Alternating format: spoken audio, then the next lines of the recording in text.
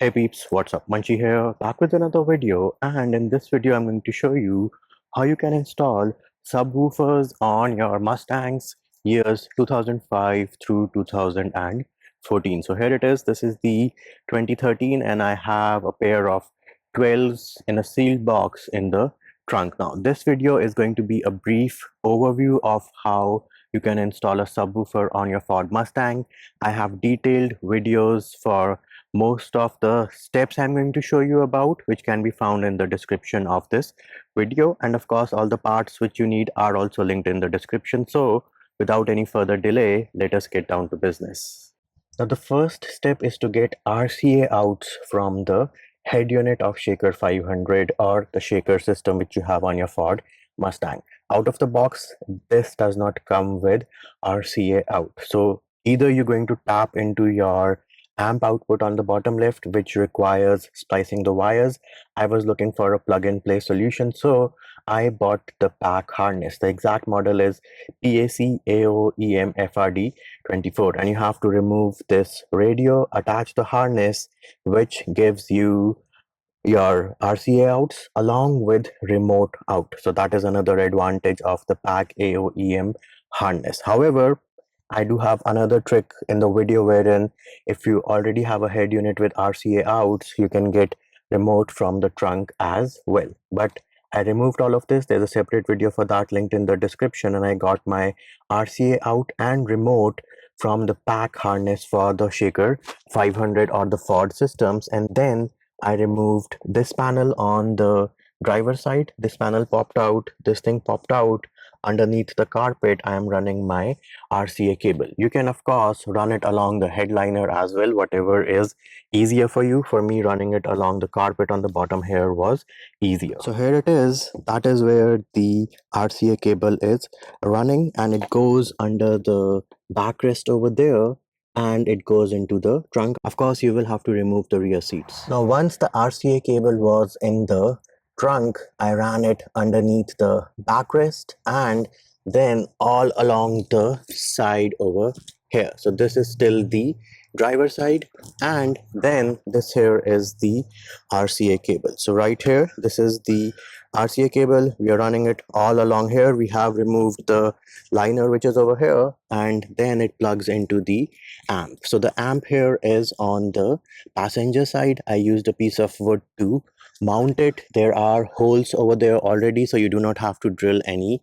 holes. So that is it for the RCA cable. And before you ask me, hey Manchi, you forgot about the remote wire. Well, so for me, the remote wire was not long enough. So what I did was, once I was in the trunk with the remote wire, then I ran the remote wire all along here. So from the driver side, I switched over to the passenger side behind the backrest of the seat, and then this is where it attaches to the amplifier. Right here between the power and the ground for the amp, you are going to see a small piece of wire. That is the remote wire. If the wire is long enough and your RCAs and remote are on the same side, you can run it along with the RCA cable as well. And then another spot wherein you can tap in for remote is back here on the passenger side. You have the antenna right here, and right below here you will see a blue cable. You can splice into that or tap into that for your remote as well, because the antenna on the Ford Mustang is powered. As soon as you turn on your radio, this is going to get a signal to turn on, and you can tap into the same signal to turn on your amplifier on the Ford Mustang. Next up, let us talk about the power wire for your amp. So here it is. This is the power wire running from the positive battery terminal, and I wrapped it around over here because I did not want it to get in touch with the engine or the engine housing. So wrapped it around over here. Here is the fuse. You can double tape it to the battery, and then I did not have to drill any holes or take off the fender, because right above your AC line is a grommet which you can actually remove. And again, there's a separate video for that which can be found in the description of this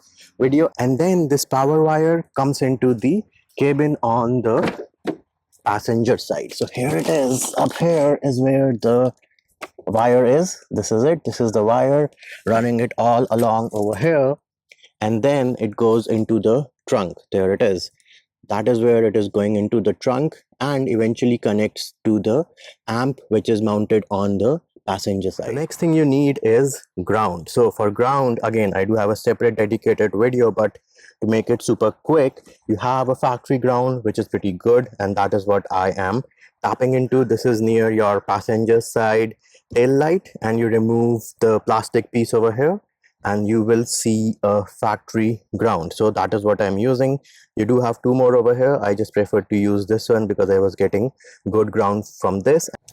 Now, if you're planning to mount your subwoofer behind one of these backrests, then you might be looking for a ground from somewhere here. So this is the back seat. I, of course, have removed the bottom part, and there are two spots here in where you can get a good ground. One is over here. So this is the child seat harness. You have to remove it, and back there is a pretty good ground. And then another good ground is this bolt over here is also another good ground. So this is on the front of the seat, right where you have the clip to undo the rear seat. Right beside that, this also is a good ground. And another good ground is here where your rear seat, the other side of the backrest, goes in. That is also a good ground. Again, make sure you are putting your ground below this bolt and the washer so that it is a stable, solid connection. So now with all the dots connected, here it is. This is our amplifier, again mounted on the passenger side. Here are the RCAs, and then on the bottom you have your ground in black, you have your power in red, and in between those you can see we have our remote. Above that we have the output for the subwoofers, which is going into this sealed box over here, which rocks pretty good.